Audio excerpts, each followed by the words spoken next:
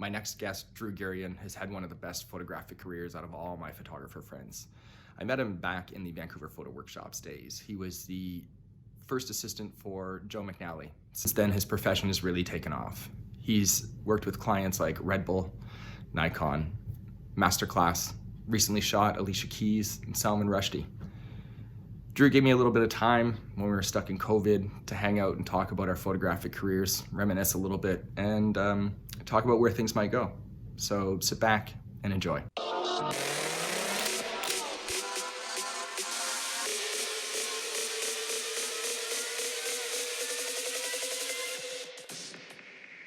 And I will thank Drew for, and I'd honestly in most times say, taking time from his busy schedule to have this meeting with me. But we're quarantined. We'll just take it as it comes. We'll have so when I reached out to you, you were like, yes, let's have a conversation. And I think it was great. Totally. We haven't seen each other in years. A lot of Zoom calls with friends and stuff. And most of the other photographers just to keep the community together. And it's been a buddy of mine he's creative director and super well connected he's also a great photographer, but because of people that he's worked with through his agency work, and photographically, just people who he knows. He put together this Zoom call that we've had twice now, twice. And Danny Clinch has been on it. The first one, Nadav Khanter was on. Jesus, really? And 2 weeks ago, Frank Ockenfels was on.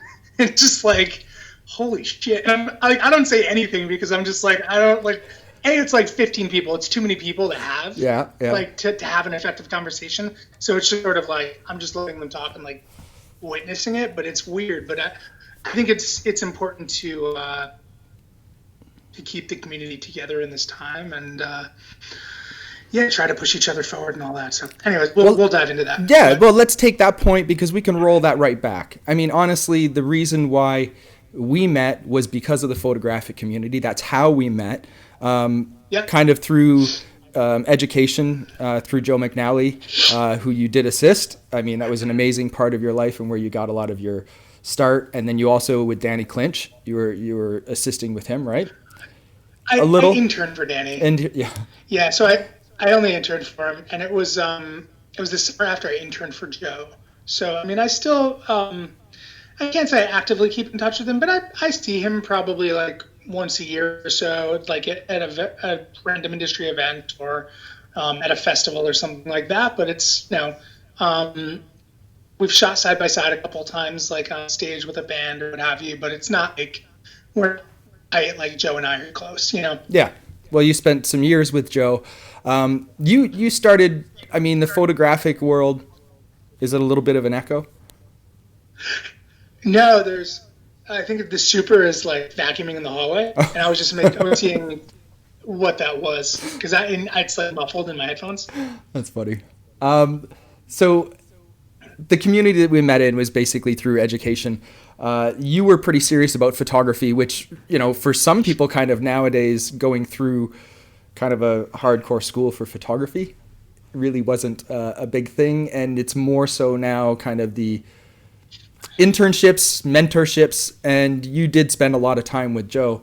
How did that kind of form your early photography? How did that help you kind of develop or not develop your own kind of personal style? So, first question. Sorry, are we rolling? Of course we're rolling. We've been rolling since the beginning. Yeah. I didn't know whether didn't you say that? Oh, you put in an intro after the fact, I guess. Yeah. I'll do that. Got it. I'm so sorry. That's okay. Do you wanna read that question? Sure. Sorry. No, it's okay. I wasn't sure how it's edited together. Oh no, I mean honestly, I'm going to keep most of this kind of running straight through. It's just a conversation. If it doesn't work out, I can edit stuff out. But no, we're just going to kind of run and keep it pretty casual because I honestly think that this is the best way to get some of those great conversations and the great, I don't want to even call them interviews because I I don't necessarily formulate the best questions, but I think that some of the experiences that we had, were great. So getting to it, the reason why we met was the photographic community. You had assisted Joe at the time and spent a few years even after that assisting Joe. The photo community was really big, and the question is, how did working with Joe, kind of that community, help you either develop your own personal style in the beginning or not develop your own personal style? Sure. So working for Joe was truly the best career and life decision I could have made at the time. It enabled me to, well, first off, I'll back up a little bit and I'll give a little bit of the backstory. So I interned for Joe in college in, I believe, 2003. I grew up right outside of New York, right in New Jersey, northern New Jersey, about 20 minutes outside of the city. So just by virtue of being around the New York City photo community, it made it pretty accessible to be able to find an internship like that. So I reached out to Joe and interned for him in the summer of 2003. Finished school in 2005, and I had stayed in touch with Joe and more in particular with Lynn, his studio manager over the years. And at the end of 2008, his assistant Brad was departing, going off to assist Scott Kelby. Yep. And Joe offered me a job as his first to replace Brad. So that was during a time where I finished school in 2005. I was a drummer in a band for almost 7 years in Pennsylvania. So I had kind of stuck around PA, just sort of seeing where that was all going to go. Right out of school, I was bartending on the side while trying to figure out a photography career. Ended up shooting weddings for a while, which was my first step to make my entire living in photography, which was really important to me. But after doing that for a couple of years, I sort of realized I felt really stagnant and I wasn't really sure how to move forward from there. So I started, I didn't feel as though I was ready to move to New York. I didn't think I was at any place to start to compete in that marketplace. So I started applying to grad schools for photojournalism. I thought that was the next natural step in my career. And a lot of that was per Joe's advice over the years. So, well, that's where he got his start too, is a lot of the photojournalism. He cut his chops there, and that's what. Exactly. And I think there's a huge importance in a lot of work in trying to actually tell a story in whatever it is that you do. So I thought that photojournalism could be a good way to go about that. And it was some sort of direction I was looking for, and that seemed to make sense at the time. So in the midst of applying for grad schools, Joe offered me a job as his first. So I accepted that in, I think it was end of September 2008, and ended up assisting him for 4.5 years. So, it ended up being my grad school. So the best education I could have ever imagined getting, plus some. Got to work for one of the best, most decent people I've ever known in the industry and in my life. And he was an incredible mentor, and I got to travel the world. I got paid to do so, and it was just an amazing, amazing experience personally and professionally.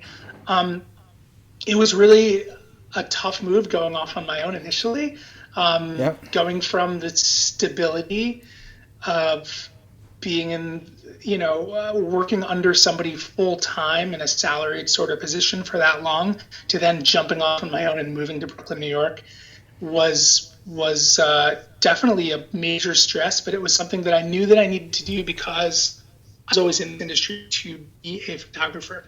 There's a lot of full-time assistants and digitechs and all of that out there, but I knew that I was in the industry to be behind the camera, and I knew that I had to make that move. And I ended up moving when I turned 30. So that was sort of my goal, was to jump off when I turned 30.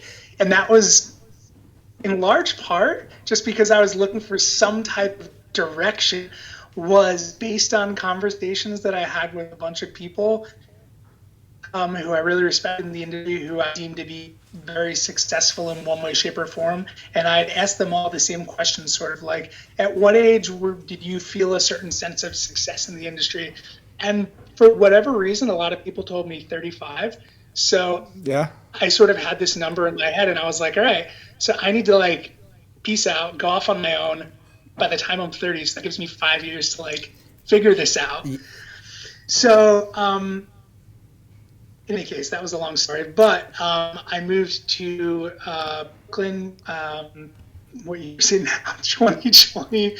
I guess I moved to Brooklyn January 2014. So this is my 6th year here. Initially, working for Joe was obviously incredibly helpful in terms of I met so many people in the industry just by working with him for so long. Absolutely, worldwide, yeah.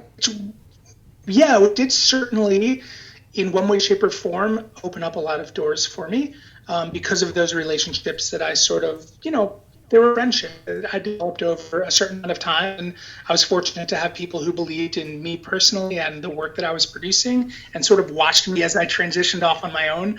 And that really helped me with a couple of my first clients that I was able to get. A couple of those being right off the bat. I guess while I was still working for Joe, my first probably big name line would be the Associated Press, which is then our largest news gathering agency in the world. Like a Getty, they do a lot of syndication, but they also are a news outlet. So not just photos, it's actual stories that they syndicate to media all over the world. So I started shooting for them, which was via a photographer who I had met while I was assisting Joe teaching a workshop in Australia. This was a photographer who used to be an Associated Press photographer in Los Angeles doing celebrity work, and went to meet him with them because he said, "Hey man, I love your work. This is so cool. I'd love to try to introduce you." So he introduced me to the AP. I don't even know what year that was. Probably 2010, maybe 2011. And my first show for them was my first assignment for them was to shoot the Made in America Festival, this big festival put on by Jay-Z in Philadelphia, and it was my first assignment for them. And I had been shooting concerts for years before that wasn't really a new thing for you. You had been shooting concerts and bands as well. So I there's a bit of a dovetail from your kind of music career and what you were doing photographic, because you were touring and photographing bands on tour. That was a little bit here and there. Yeah, but I had done a lot of one-off shoots for bands. I travel with a couple of different bands for a few days for a week, something like that. But for the most part, it was just shooting a lot of individual shows. But yeah, that's how I started photography when I was 13 or 14 years old. Yeah. Shooting bands in little clubs in New York. Yep. And on black and white film, and that was kind of how I got my chops and figured it out. Started to figure it out. Yeah. I mean, half that stuff never came out because I didn't know what I was doing. But in due time, I began to understand capturing emotion, capturing timing, and learn the technical skills pre-digital when things were arguably a lot more difficult to figure out. A little more precise, yeah. Yeah. So yeah, I was shooting concerts. From the time I was 13 or 14 years old, through college, through my time working with Joe, and my first job was working with the Associated Press. But figuring out a personal style was something that I really struggled with, to be honest with you.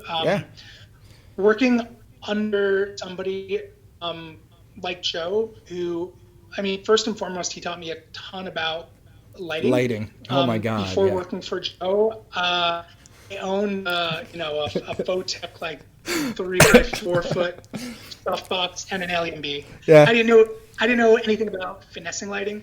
I knew you put up a softbox or you put up an umbrella and you take a photo. Yeah. I knew nothing more than that. It didn't make any difference to me whether I put a softbox 20 feet away from someone or 2 feet away from someone. It was a light. It was a softbox. No matter where you put it, it's going to be soft. Right. It's like that I never knew the slightest bit about until working with Joe firsthand for an extended amount of time, and really having those things, soak in.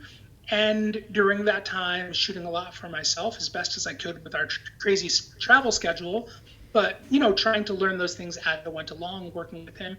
And so I learned a lot, technically speaking, about beautiful soft light and, just approaching situations differently, based on whoever it is that the talent is. Yeah, and inspiring collaboration with who you're with and your location and whatever light is sometimes there. Absolutely. there are two things that I learned from Joe, and you were definitely around during these formative times with me, also learning how to do lighting. I mean, how could you not learn? I mean, that's really it. I learned about lighting, and I learned about the passion of lighting and how to kind of really that was the next thing, or that's the mountain I had to climb in life, was learning lighting, and it's never going to end.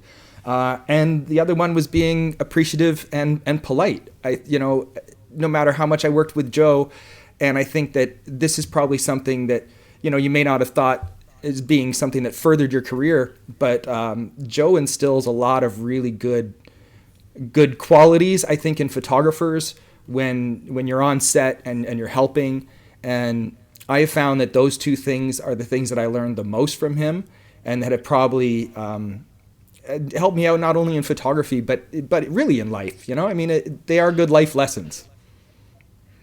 Absolutely. He's an incredibly decent person and treats everybody really well, no matter who it is on set. And I've heard so many other stories of friends who have worked for prolific photographers who just point blank did not have great were not in your circumstance working with said people. And I think the fact that I was shooting full time and then stepped back from that to work with Joe and learn more about my photography and push that forward.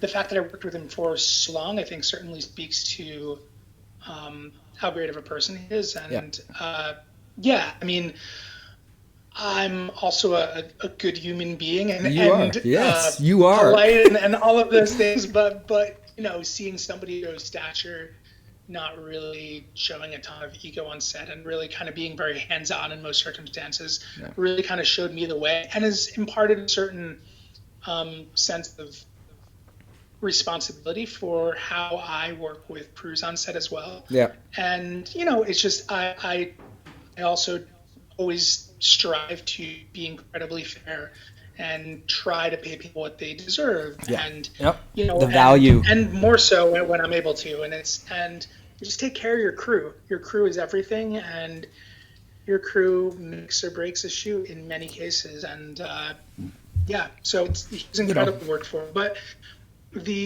so I learned a ton about lighting and production and the basics of running a business from being side by side with Lee and his studio manager so much.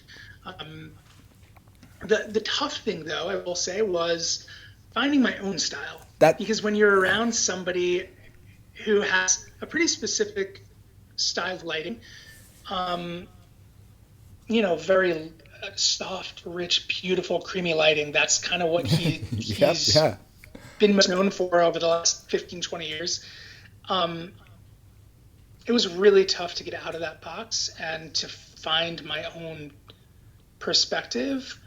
I was just so influenced by him because he was who I was around 24/7 for 5 years. He was obviously my primary influence. As much as I like to look for other outside influence, I mean, he was number one. So, and he still does influence my work in large part, but it took me a while to kind of figure out my own style and kind of start to break rules and just do things in a way that I gravitate towards more, because I didn't really know another way other than the way that I saw him doing things. So that was, as a whole, yes, incredibly helpful to my career, to my vision, to my running a business, to all of these things. I couldn't have been more well set up to jump off on my own. At the same time, creatively speaking, it was a challenge because I worked with him for so long. Yeah. I remember kind of, this is probably 6 months or so prior to you leaving. You were in Vancouver, I think, or we were even maybe having phone calls at that time. But you were talking about, leaving and not sure about how to do that. And, it's a great job. Like, who doesn't want the golden ticket to travel around the world to help this guy? And you're like, I'm going to go out on my own and I don't know what this is going to be like. So, kind of let's get into, you have a studio in New York. You also share with another photographer. So let's give a shout out there. Yes, I do have a studio in Greenpoint that I do share with a buddy of mine who I met in Dubai years and years ago. He travels a lot and needed someone to kind of help with the studio when he's not around, and we've been working together at the studio for the last, I guess, 3 years or so. So that's worked out really, really well. I've been enjoying sorry, when you're talking about like working in your studio, I've just been enjoying some of your Instagram feed. We're going to get to some of those images that we got to talk about a little bit, but I've been enjoying your Instagram feed when you're, let's talk specifically about your portraits of creative people, or creative portraits, creatives. Sure. At home. Creative at home, yeah. The creatives at home, and then also kind of the newer lighting when you're kind of getting back into the studio and you were trying to cut some light, and you're you're kind of, it was your friend. That wasn't your studio mate, right? That was another friend of yours that you were kind of testing some of that lighting with. It was just the newer one where you had him half lit in the face. Yeah, I've done that sort of thing a couple of times lately in different iterations, but yeah, I think most recently was my buddy John. Photographing through some plexiglass and all sorts of things. But lots of like really dramatic, striking lighting. And so those are sort of two things that kind of get back to that community of kind of learning in photography and a little bit of where you came from and kind of the Joe McNallyism of life. Like you can't run out of things to test in photography. You can always try. There's always something new. There's always something different. And you were pushing those personal projects.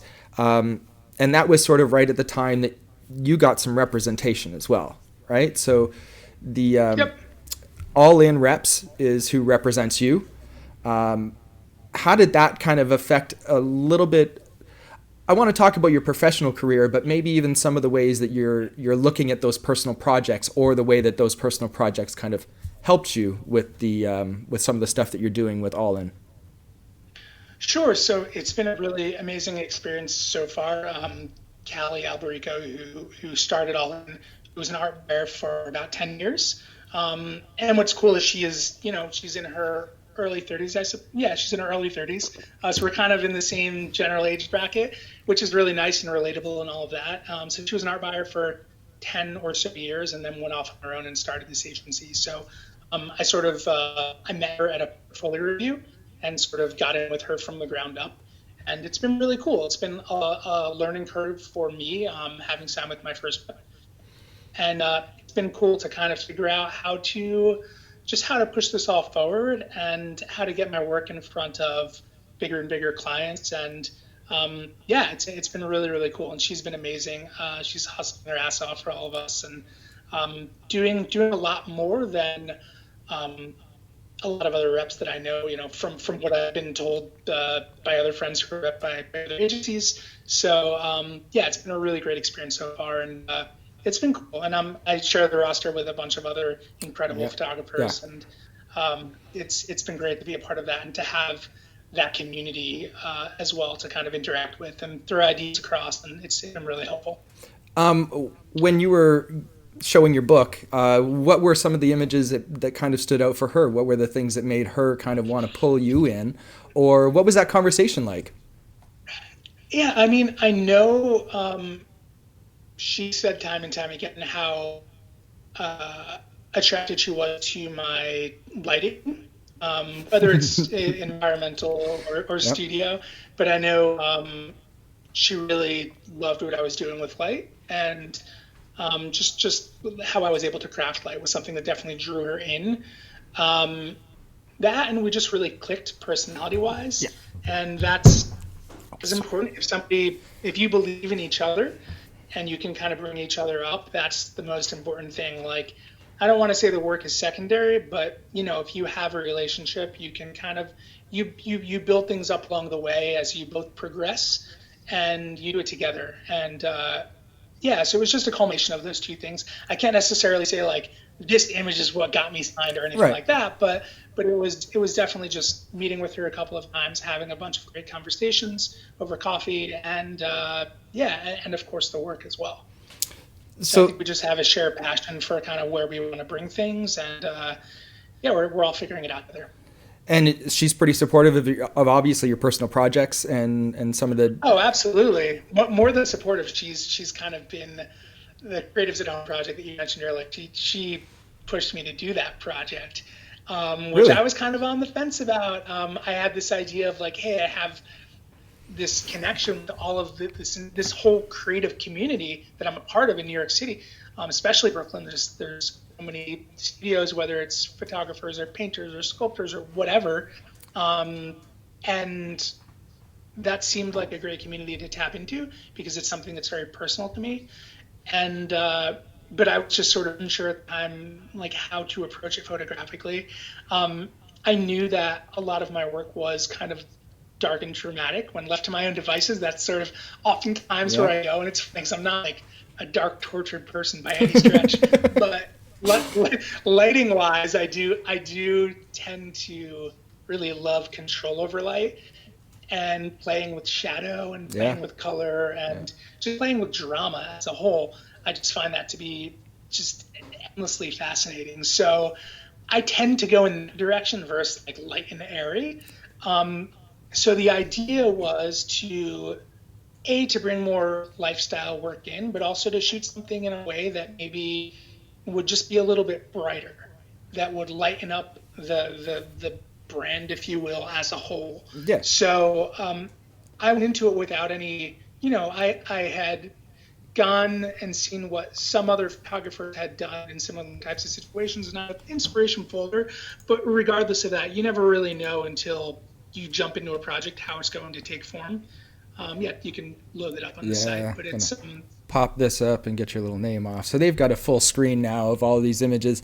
Now, I hit you up after this because I wanted to know what the hell you were doing technically. Probably because coming from that school of Joe McNally and the lighting and the drama and the shadows that I think we commonly go to, these looked like natural light, crisp and clean, open and airy. And I was like, what are you using? Like, what camera are you using? What are you doing to this? Because it was just, quite a departure, honestly. And I love the series that it was Creatives at Home. I think it was something that resonated with me as well. This was kind of peeking through my social media stream when I was thinking about kind of this series and what shifting perspectives meant for me. Because what I was doing in Vancouver versus what I'm doing here in Windsor, and I mean, my shift was right around the same time as yours, 2014, 2015. I moved from Vancouver.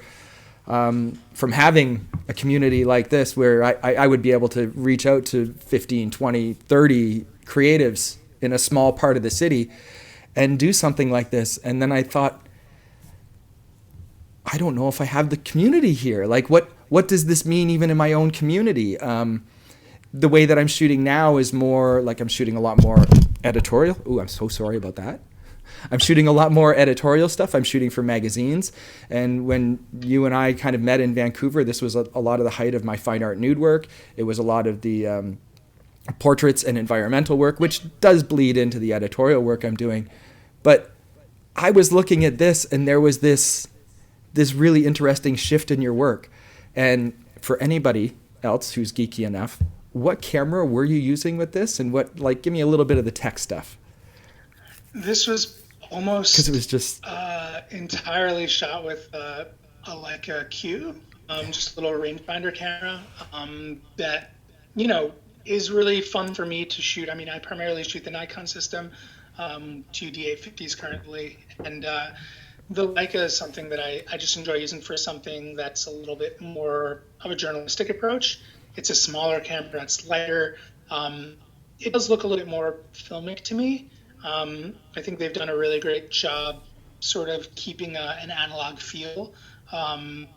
Technically speaking, I can't tell you what they're doing because I don't know, but I've always sort of felt that about their cameras. So, obviously this isn't an endorsement or anything, but it's a camera that I've enjoyed using in certain circumstances.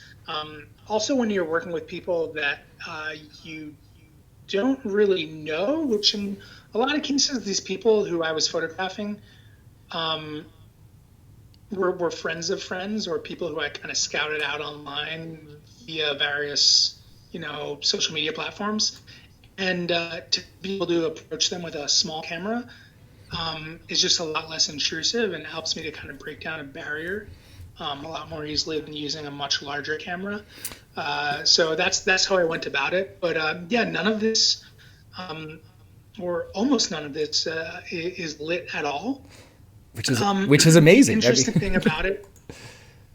Yeah, I mean, I literally would have anybody that I approached to photograph for this, and I ended up photographing somewhere between 25 and 30 different people.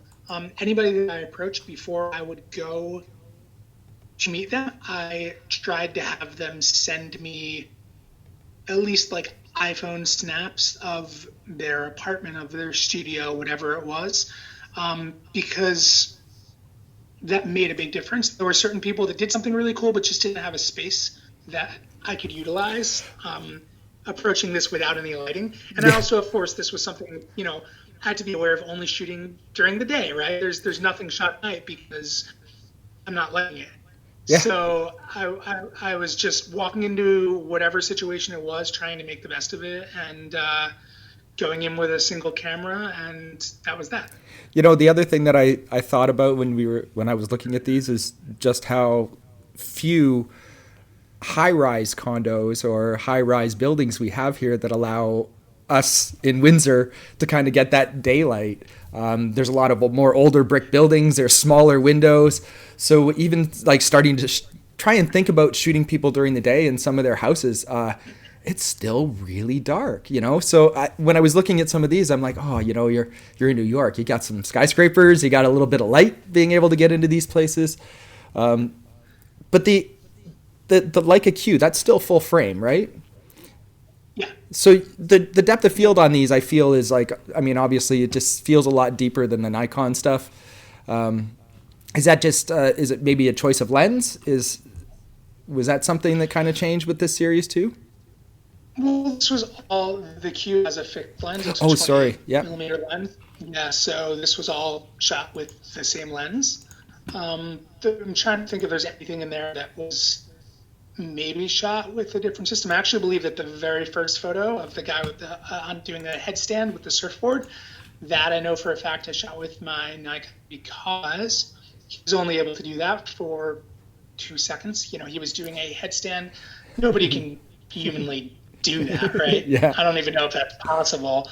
But he was actually doing it, but for like 2 seconds. So he was doing a headstand with his hands, and we would say 1, 2, 3, and we'd clap hands together in a prayer position. And you could balance like that for about 2 seconds. So I know that I shot that with a Nikon because I could shoot a higher frame rate and make sure that I was able to capture that. It's a much faster system to use. Yeah. So this series, I think, is just great to, I think, bring back for a lot of us photographers who are always trying to think about projects and think about how they would work into kind of our career. This really, it probably gives a lot of inspiration, a lot of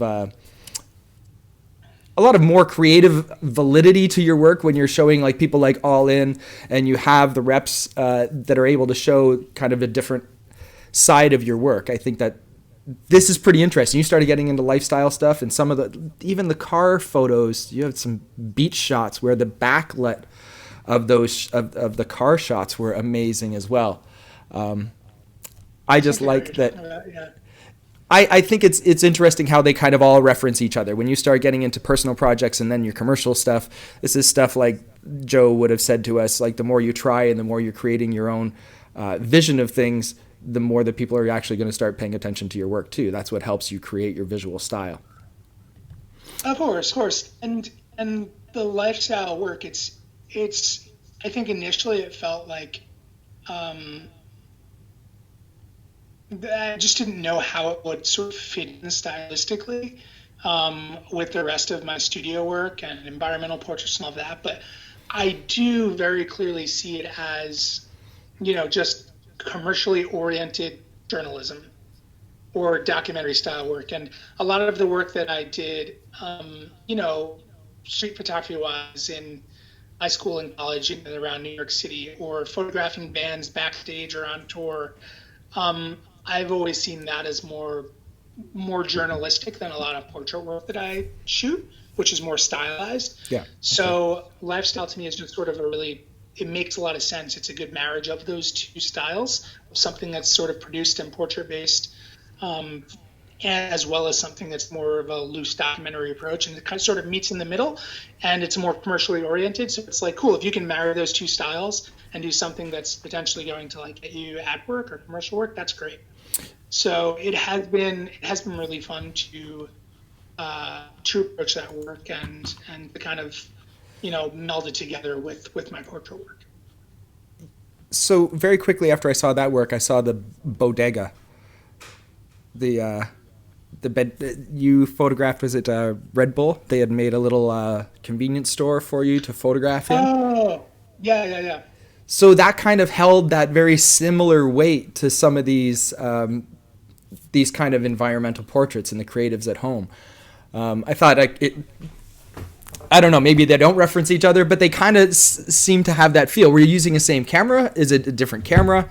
That was a Nikon. That was a D850, and the photo that you're referencing, I know, is on my Instagram.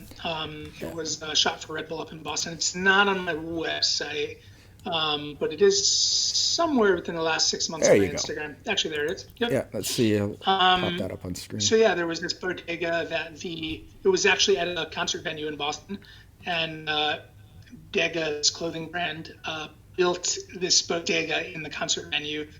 Sort of as a photo set. So ended up photographing the headliner for the show inside of the bodega, which was really cool. And yeah, I see what you mean. It does have that same kind of feel. It's a person in a place, and yeah, that's great. It's nice when the style carries through all of your work, and that's something that I think we all always strive to do.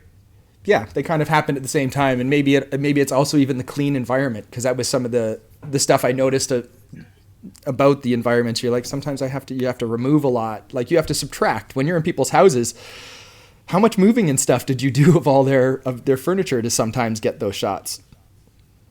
Sometimes a fair bit. I mean, the guy with the surfboard, he had like a couch of some sort, another chair there, and a rug, and we just sort of did that all off to the side. So just to simplify the frame and make it all about him doing it and with a surfboard.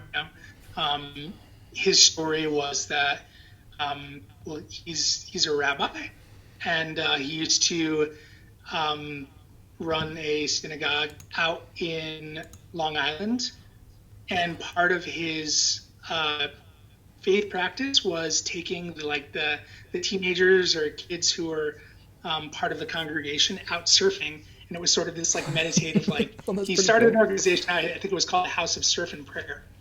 So just to me, it was kind of telling that story and tying all of those things together. And any of those situations that I walked into, before the camera was out, or we would have a phone conversation beforehand, or a bunch of email exchanges, but just trying to get a sense of what their story was and how I could tell that story photographically, because I think that's super important. And you don't always have the opportunity to do that.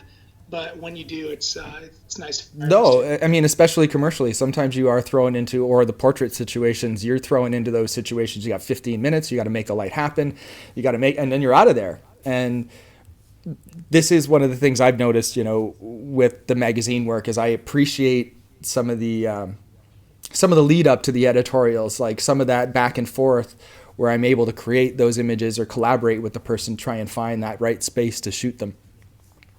So let's go. You've sent me a couple of images that we kind of wanted to talk about.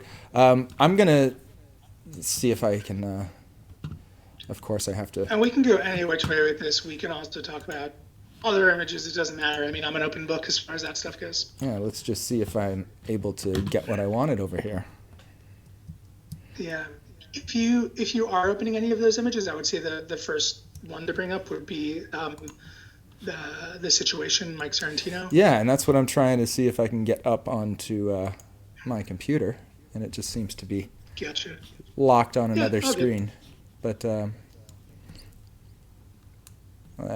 there we go. So let me pull them over to this side, and I'll give you more of a frame to kind of talk in here. So set this up, Drew. So this is Mike Sorrentino, I believe his last name is. He's known as The Situation, who is a character on this show called The Jersey Shore. This character, yeah. I'm fortunate to say that I've never watched, and it's not a great photo. But there's a story, and that is that this is probably my first real celebrity portrait shoot that I have ever done. This was for the Associated Press, so a couple of years before this, I photographed a concert for the AP, that Made in America Festival, and I had stayed in touch with AP for a couple of years after that. I was just traveling like crazy and didn't actually work with them for quite a while. Once I went off on my own though from working with Joe, I reached out to them once again and had said, like, it was all management at that point, and I had said, like, hey, like, what, I'd love to work with you more. And he said, what do you want to do? And of course, after working with Joe, I said, I'd love to shoot portraits. So they just sort of threw me into shooting celebrity portraits because the part of AP that I was working with was entertainment related. So I just started photographing celebrities, and this was the first one. Which definitely was the start of many, many more celebrity portraits over the years that I've shot for them, as well as for other clients. But yeah, so just the fact that this was the very first, and it certainly was the start of a lot of celebrity work from there on out. Pretty straight lighting, right? Nice little softbox. Yeah, it's fine. It's fine. It is. It's the situation. It's kind of a headshot. Yeah, it's all right. It's not something I'm particularly proud of. There's a story behind that I think is worth talking about for a moment. And this is another one? This is... Sorry. Yeah, this is R.L. Stine, the author of a children's book series called Goosebumps, which in the States is very popular. Yep. I think he did a Fear Street or something, which was more of like a teen series. But I remember reading Goosebumps growing up and loving it, and had the opportunity to photograph him, I guess about 3 years ago at this point. And we're in this old mansion just north of Manhattan in Westchester, New York, and seemed very haunted. And I had the opportunity to spend some time walking around and scouting out a few different locations that I was going to photograph him in. And I probably had him for about half an hour. And this particular hallway just seemed really spooky. So I lit these two different doorways. The one that is to his right or camera left, that is being lit. And then there's a door closer to me on the right side of the frame that there is also a light coming out of. You can probably see a little strike up on the right wall, here, I think, on the left. Yep. Yeah, so it's a little campy, but it's something that I think certainly speaks to who he is and what his brand is about. And to me, it just like screams Goosebumps, and it's the colors of the Goosebumps logo and all that, if you're familiar with it. And, Yep. And it tells the story of who he is very well. So just something that I was proud of to have the opportunity to do. And as I stated a moment ago, there's plenty of circumstances where you have over 10 minutes with someone and you take a photo and it's a nice photo, but it doesn't really say anything. And many times that happens. But when you do have the opportunity to dive in and really push to shoot something that tells more of a story, those are the wins for me. So this was really successful in my mind. Well, I got my oldest daughter, Hannah, 10 years old. Mm-hmm. I mean, she'll rifle through Goosebumps. She's now on to like, I need the real horror stories. I need real like ghost haunting stories. But man, yeah, R.L. Stine was a pretty big staple in our house when she was growing up. It's awesome. Oh yeah, that's great. Absolutely. Yeah. And I do love the lighting. I like the that kind of door lighting. I probably tried a little bit more unsuccessfully than that to produce some stuff for it's for Afria, which is a medical marijuana company up here. I was shooting, but nice hallway. It had doors like that, and it was just really nice. I think kind of using that lighting. I think I shot another guy like that. I love those long hallways. I like, you don't have to cut the light so much. You put the light in the doorway. It kind of acts as its own nice little softbox. All right, you sent me a few more images, so I'm going to punch back to your website here, and we're going to start off with David Byrne. Yeah, David Byrne from the Talking Heads. There's that image, and there's another one as well, but this one in particular with the mannequin arm, which is out of frame. He's holding on to. Basically, I photographed him about a year and a half ago, I believe, and was photographing him in his studio in Soho, in Lower Manhattan. And I think I had him for 15 minutes, and I knew that it was an opportunity based on his persona to do something that weird, Yeah. and something that spoke to him over the years. And I did a lot of research for this one, because how many times in your life are you going to get to collaborate with David Byrne?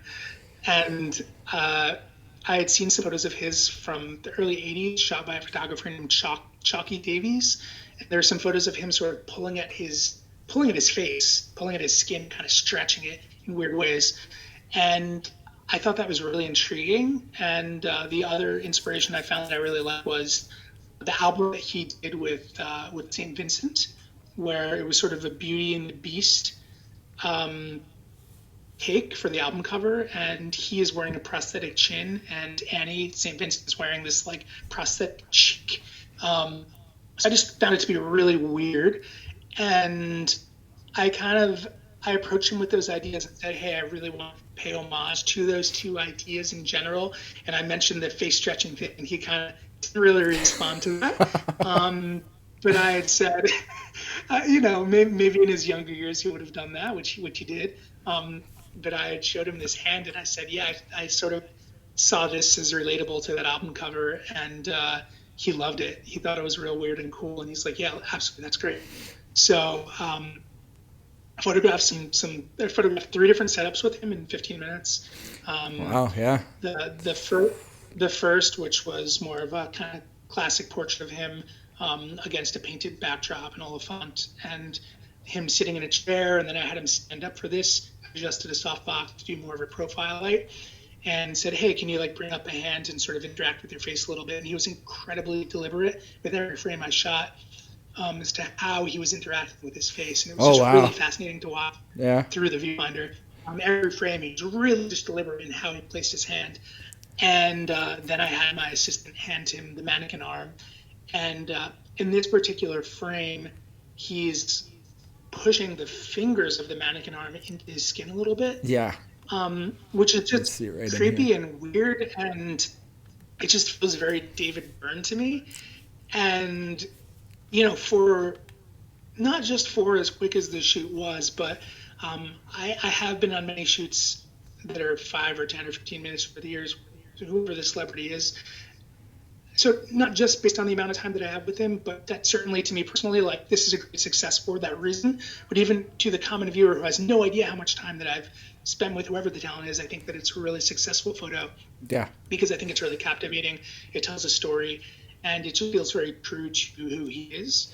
So just something I was very, very happy with. I love the highlight that's coming back off of the one fingertip, and kind of onto the thumb where his skin is kind of moving. Beautiful shot, and again, really nice lighting.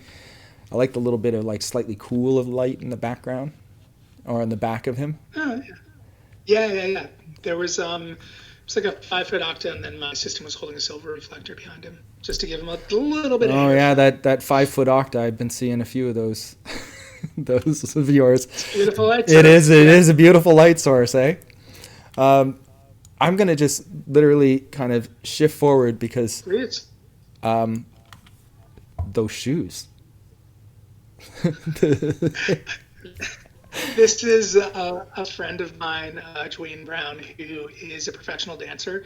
He was with the Metropolitan Opera, and he's been with a ton of different productions in New York and around the country over the years. And we were just playing in the studio, just seeing what happened. That's the floor and the wall in the studio. And is that your actual floor and your actual wall in the studio?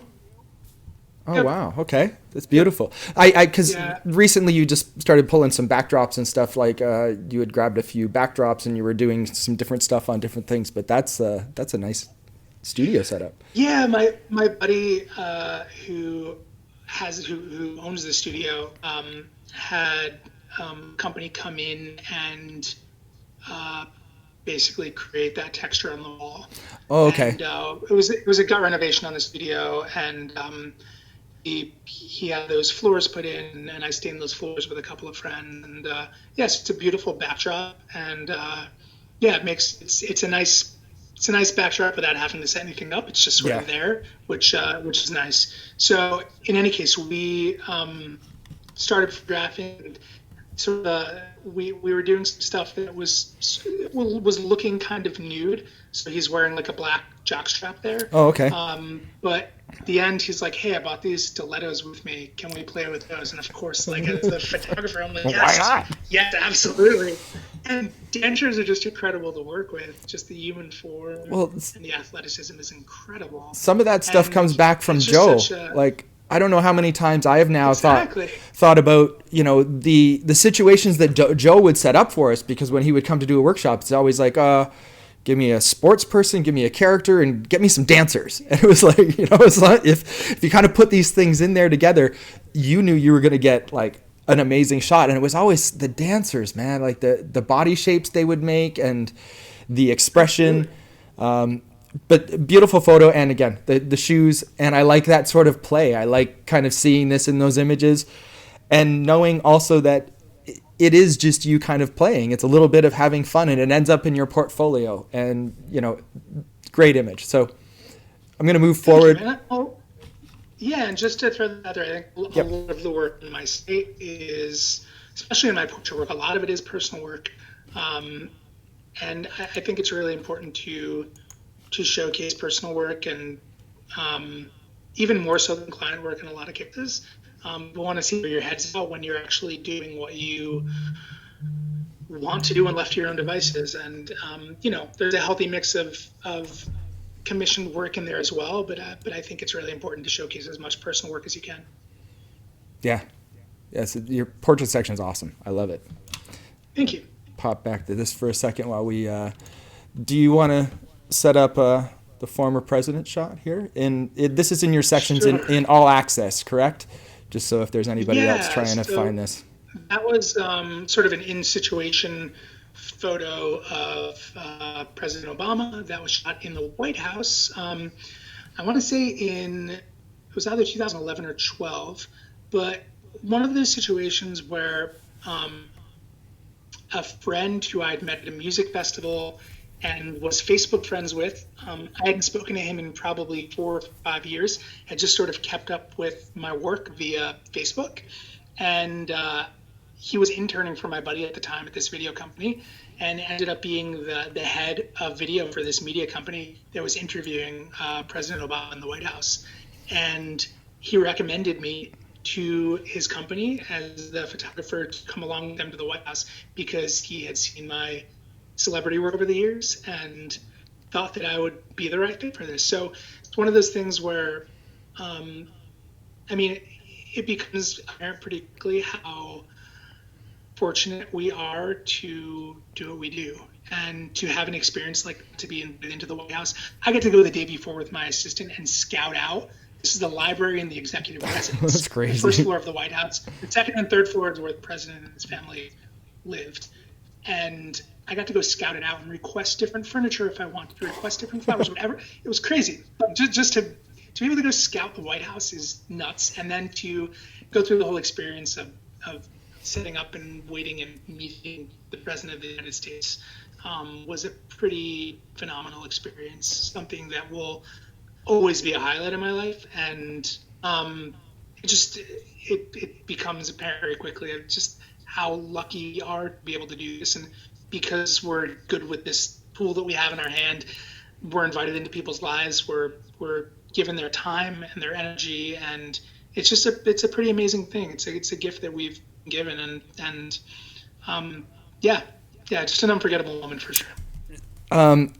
This was a video shoot, so you had a little bit longer than your usual kind of, hey, you've got 5 minutes with the president for the portrait. You had a little bit of time to kind of get the behind the scenes and as well a portrait? Initially, I was told there was a 50-50 chance I would get to shoot a portrait as well. That was going to be, it was a 15-minute video interview, and I was told that there was a decent chance that I would get to shoot a 5-minute portrait.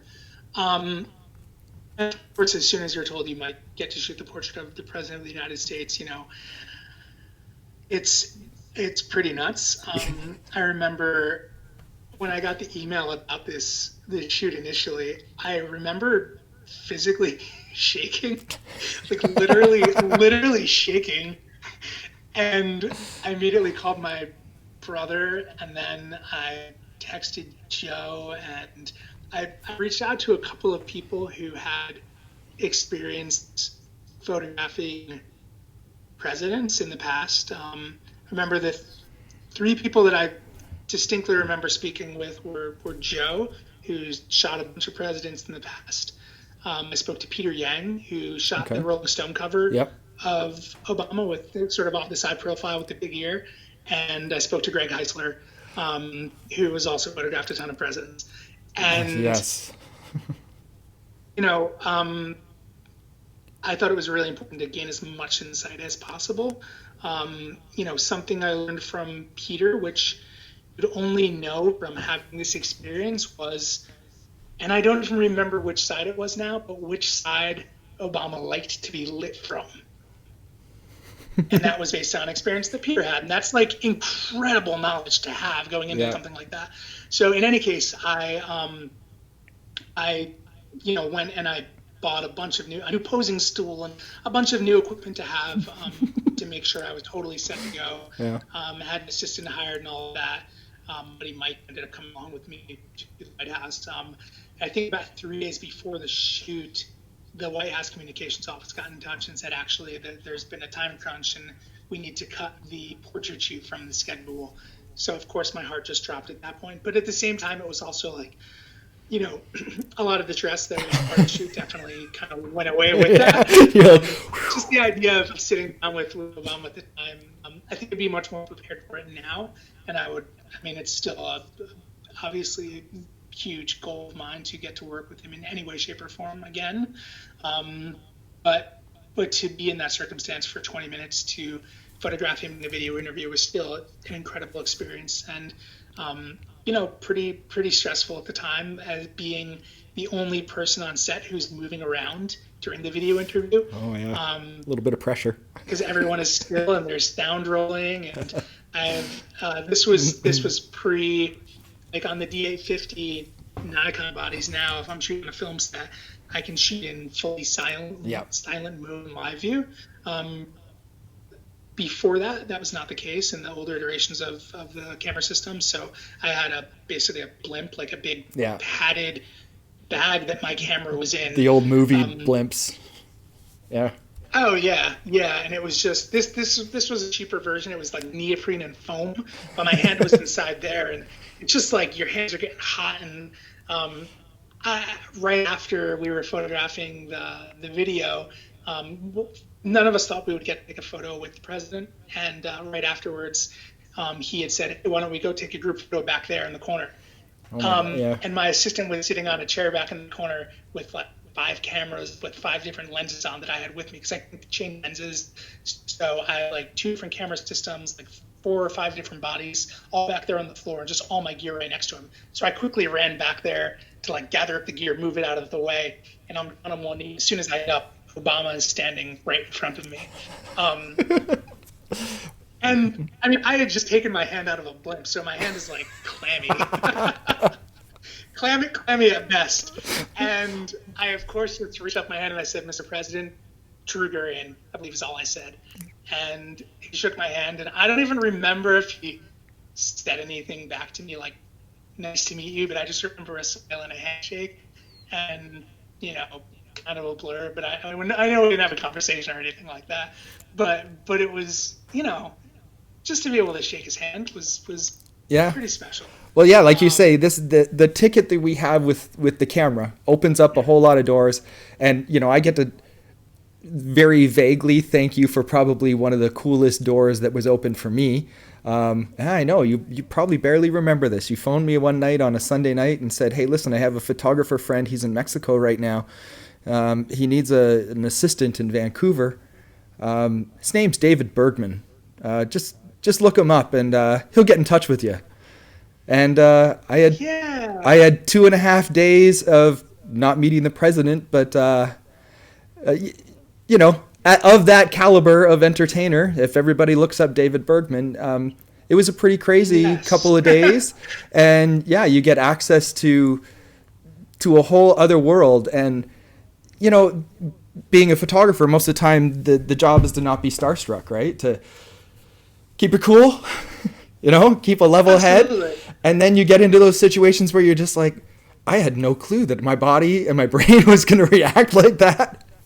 And you're just like, wow, what just happened? Like, what just happened? So yeah, I've had some great experiences where my cameras put me in those situations. I can't imagine what it would be like with, you know, president or, you know, up here, our prime minister. Yeah. I think I'm fortunate in that I don't generally get starstruck, mostly because for as much pop culture as I shoot, it's not something that like even try to really keep up with so much. So oftentimes it's me like researching who I'm photographing to get a sense of exactly who they are. But yeah, I generally don't get starstruck with a couple of exceptions. Obviously Obama being one of those. But yeah, you know, celebrities want to be treated as normal people. Absolutely, if you're starstruck, that's not professional. And to me, and the job is to collaborate with them, explain what you're trying to do, treat them well, and get them in and out as quickly as you can, because they're probably going on to another shoot or, you know, another meeting engagement, and you just want to make it as comfortable as possible for all parties involved. Yeah, that's my way of doing it. Maybe not everyone's. Well, I was definitely a farther radius away and assisting David Bergman. So, you know, again, I was out of the direct contact, but still pretty neat to be in some of those rooms sometimes. Absolutely. Yeah. I was fortunate a couple of years ago to also photograph. Well, you're clearly talking about Bon Jovi. Yeah. But yeah. And I photographed the band a few years ago, and it was interesting. Having the whole band there was really cool, but as soon as John walked into the room, it was like, it's showtime. Like everything kind of, he was super nice. He was super nice, but it was just interesting. Everything felt super laid back. And then all of a sudden John walks in. It was like, all right, let's go. And Game Face was on, and we shot a nice portrait of the band. But yeah, it's always interesting. Everyone, you know, everyone gives off a certain persona. And what was interesting about Obama was we were all obviously full of a bit of anxiety leading up to it. And, you know, Secret Service or whoever comes in and says, hey, the president will be here in 30 minutes. The president will be here in 15 minutes, 5-minute warning. And as soon as he walked in, it was fine. And he was very aware of his stature and the control that he had over a room. And as soon as he walked in, it's like, hey, how's everybody doing? Like, happy to be here. Let's do this. And like, just the way that he said it made us all feel so at ease. Yeah. And it was like, oh, all right, cool. We're all in this together. And not everybody does that, because there's certainly people of other celebrity stature who obviously are more near what the president is, but who come into a room and have a certain air or ego about them that doesn't make it particularly comfortable. And I've experienced that as well. But when you have someone who also treats people well, as you like to do, that becomes a really nice collaboration. All right. Got another image up here. This is going straight from the president straight out to rock and roll. So, or go ahead. This is a live concert image. This is Mumford and Sons, and you know, this is an image that I hold really personal because of the story that it tells. And you know, I've shot hundreds upon hundreds of concerts over the years, and I do it less so these days. But this was essentially a personal shoot. I've gotten to become friendly with one of the guys in the band over the years after meeting him at a festival, and I had an all-access pass to photograph this show, which was at a tennis stadium in Queens, New York. That the Beatles had performed at, Bob Dylan had performed at, but the venue had closed down, become overgrown with a tree growing in the tennis courts. It's sort of like Coliseum looking venue, an oval shaped venue around a tennis court, and or I guess multiple tennis courts. And there's a stage at one end, and they reopened this venue, and this was the first concert back there, which was I think close to 20 years after the last event had ever happened there. So this is the very first show. And during the encore, I was the only photographer left at that point still shooting. Generally speaking, photographers can shoot the first 3 songs from Photo Pit. Yep.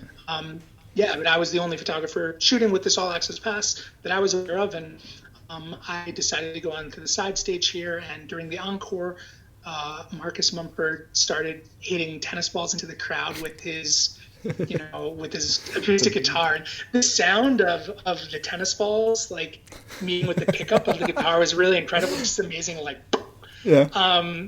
But to me, yes, it's a concert photo, but more than that, it's a photo that tells a story of the whole night and shows the energy of the night and the fun. And it's just an image that, to me, it just tells the whole story in one image. And that's not always easy to do. It's a very hard thing to do. Well, so, especially in concert photography. Oh, absolutely. I don't know how many times you. It speaks. Go ahead. Sorry. I'm sorry. Oh no, it's just it speaks to, the story of the night, but also I hold it more personal, of course, because it speaks to knowing that I was the only person shooting this. So there's certainly a sense of pride or ego or whatever you want to call it there. No, I was the person with access to be able to capture this. But I can't help but have that be a personal story that I'll cherish, and I'm very happy to have an image beyond the story that goes with that. But anyways, something I'm really proud of. No, it's great, and like you say, when you're out shooting bands, you usually get your first 3 songs, and quite often, even though they're the great loud songs, there's a lot of lights and all that good stuff. That the best stuff happens during the encores, and you don't get access to those things usually, most photographers. So I have one little story, and it was when the Pixies did their little tour around. I guess around 2013, 2012, they did a little reunion tour, and I was friends with this woman, Michaela, and she runs a blog called Backstage Rider. So she's friends with Weezer. She goes on the Weezer cruises. She writes about a lot of bands, and she happened to know Black Francis and the Pixies while they were coming around on their tour. And she phoned me up, and she's like, "Do you want to come out and do some photos of the band?" And I was like, "Yeah, I'd love to shoot the show. This is great." So the same thing you probably did. I went and loaded up on some gear, and I had a really good friend of mine in Vancouver who had it was a 300 mil lens. Then I had a 200 to 400, and I had a 70 to 200. I had 3 cameras with me, and it was amazing. And I got my first 3 songs, and of course, with that really nice long lens, I was able to stand back and get some really great shots. 3 songs, and then we get booted out. Well, I learned a little bit of a trick from somebody who kind of had done this before, and they when they boot you out, just run to the washroom, tell them you got to go to the washroom, and you'll be leaving. Give yourself a couple minutes. And I did. And I walked back out. The security guard was no longer standing at the door. And I had a ticket to get down to the 4th row where Michaela was.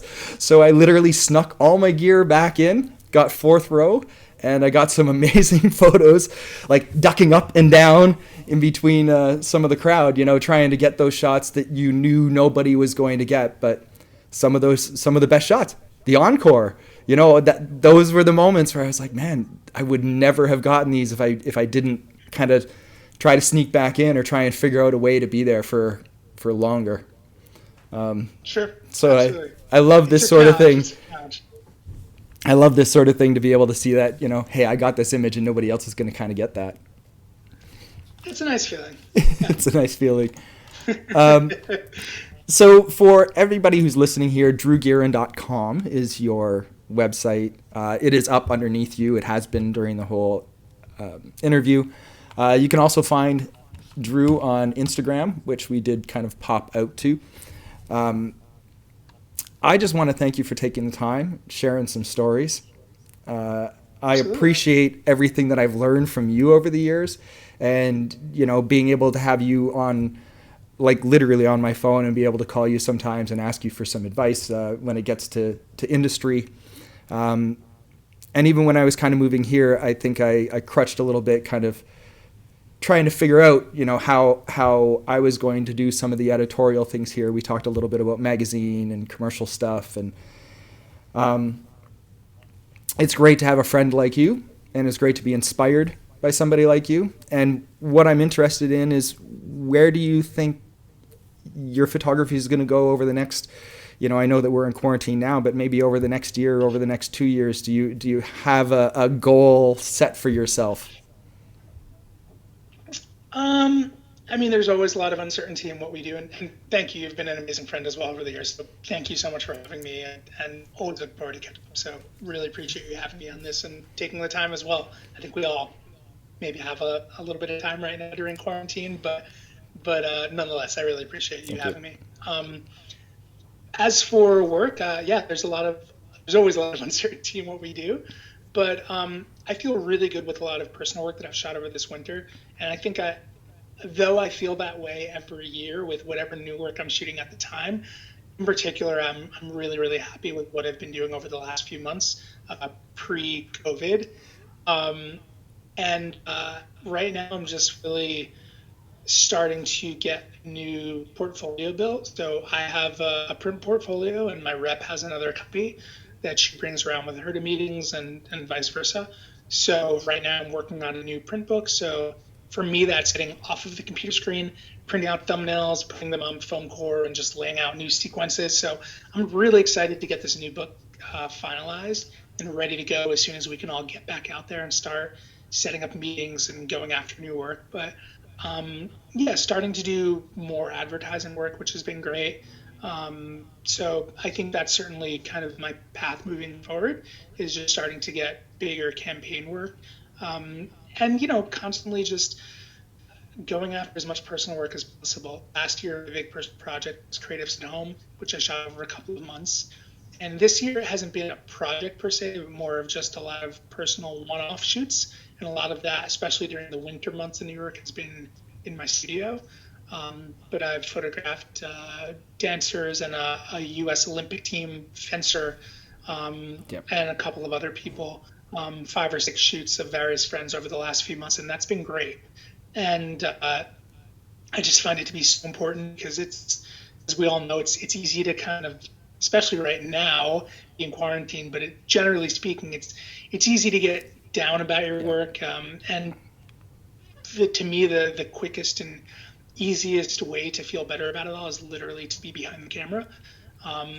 It can be with absolutely no agenda at all, but just the act of producing work, even if it's complete shit, is valuable, because you're creating and you're experimenting, and every single shoot that you do imparts a changed perspective in how you create more work moving forward, and it's invaluable. So that's what I'm trying to do right now. I can't tell you like this is what's going to happen this year, because we don't know what's happening right now, or how long this is all going to go on for. But I do have a lot of faith that this is hopefully the second half of this year, or whenever we do come out of quarantine, that things are going to be good. And I feel really excited to get back to work. Really, really eager to just push this work out there and get going again. So trying to really maintain a super positive, upbeat attitude about it all as best as possible, because it's all I have to kind of keep me going throughout all of this. So we'll see what happens, but we're going to come back.